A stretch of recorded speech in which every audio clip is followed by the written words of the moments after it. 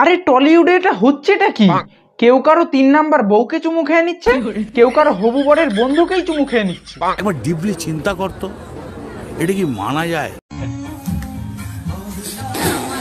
কি হয়েছে বাসরাতে? মুড এসে গেছে। কেন গো কাঞ্চন কাকু, কি এমন খেলে যে মুড এসে গেল?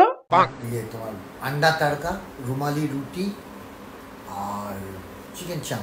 কি বলো গো, আর কিছু খাওনি? কাঁচি পেঁয়াজ, কাঁচা লঙ্কা।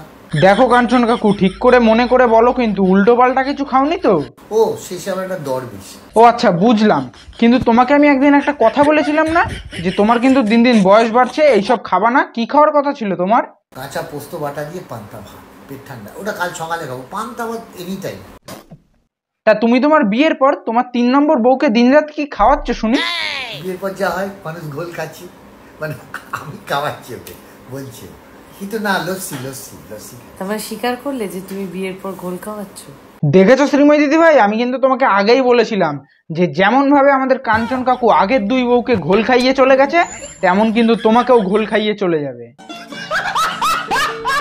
বিয়ের পর থেকে শুধু খেয়েই চলেছি। কি দিদি ভাই?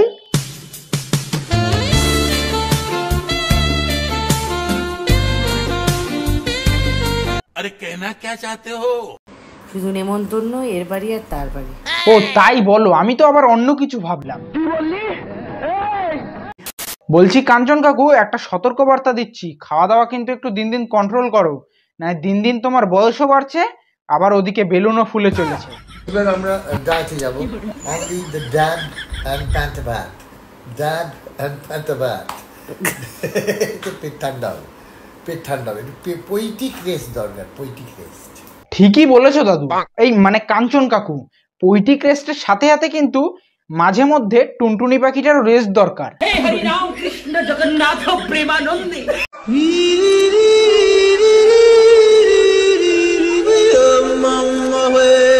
ও বাবা, এ তো দেখছি ফাইনালি গুরুমাও হাজির। বন্ধুরা, তোমাদেরকে একটা কথা বলছি, এটা কিন্তু কাজ করতে পারো তোমরা। এই কাঞ্চন কাকু আর তার গুরুমাকে ধরে বেঁধে পরের বার বিয়ে দিয়ে দিতে পারো। मायके 14 मामो तेरा बहन के 14 महावीर वाला तेरा मैया के 14 वाला।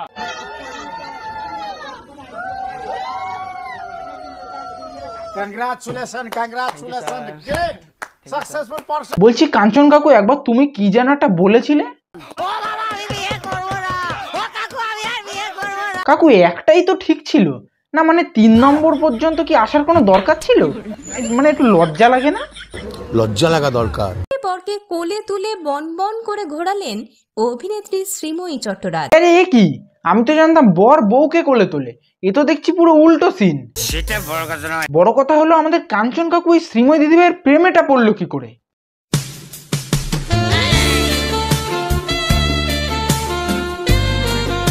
আচ্ছা, তার মানে এই দেখে, তাই না? মুড এসে গেছে। ও বাবা, আবার মুডও এসে গেল। আমার সাথে কাঞ্চনের বাচ্চাও হয়ে। আরে বাচ্চাও হয়ে গেল? এত ফাস্ট ডেলিভারি সত্যি বলতে বন্ধুরা আমি আগে কোথাও দেখিনি। আচ্ছা যাই হোক বন্ধুরা, যা দেখে বুঝলাম আমাদের কাঞ্চন কাকু কিন্তু ভেরি ফাস্ট। তার একটা বড় এক্সাম্পল দেখবে কি? সম্পর্কটা কি, আমি যে তোমার সোজাসুজি জিজ্ঞেস করি। সম্পর্কটা আমাদের পিওর বন্ধুত্বের সম্পর্ক। দেখো, বয়সে বড় দাদা বলতে হবে। Wake up to reality.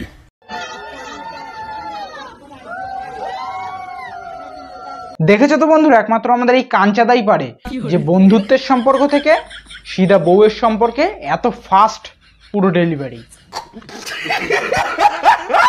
তো অ্যাট লাস্ট বন্ধুরা, সবাই তোমরা আমাদের এই কাঞ্চাদা আর শ্রীময়ী দিদিভাইয়ের জন্য কংগ্রেচুলেশন জানাও। Congratulation. Congratulations, great successful person. তো যাই হোক বন্ধুরা, আজকের ভিডিওটা এতটাই ছিল। কেমন লেগেছে অবশ্যই কমেন্ট বক্সে কমেন্ট করে জানিয়ে যাও। আর যারা ইউটিউব থেকে দেখছো তারা অবশ্যই ইউটিউব চ্যানেলটা সাবস্ক্রাইব করে যাবে।